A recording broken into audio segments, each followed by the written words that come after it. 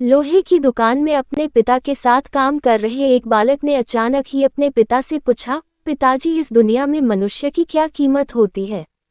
पिताजी एक छोटे से बच्चे से ऐसा गंभीर सवाल सुनकर हैरान रह गए।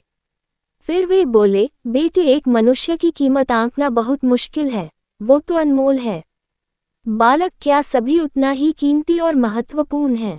पिताजी, हाँ बेटे। बालक कुछ समझा नहीं। उसने फिर सवाल किया, तो फिर इस दुनिया में कोई गरीब तो कोई अमीर क्यों है?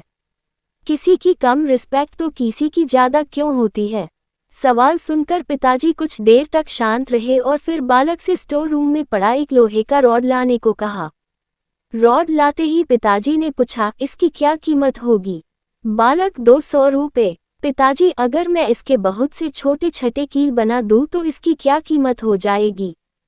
बालक कुछ देर सोचकर बोला, तब तो ये और महंगा बिकेगा, लगभग 1000 रुपये का। पिताजी, अगर मैं इस लोहे से घड़ी के बहुत सारे स्प्रिंग बना दूं तो? बालक कुछ देर गणना करता रहा और फिर एकदम से उत्साहित होकर बोला, तब तो इसकी कीमत बहुत ज़्यादा हो जाएगी।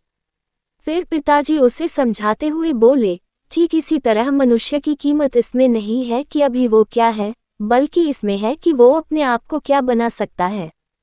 बालक अपने पिता की बात समझ चुका था। फ्रेंड्स, अक्सर हम अपनी सही कीमत आंकने में गलती कर देते हैं। हम अपनी प्रेजेंट स्टेटस को देखकर अपने आप को वैल्यूलेस समझने लगते हैं। लेकिन हम में हमेशा अथाह शक्ति होती है।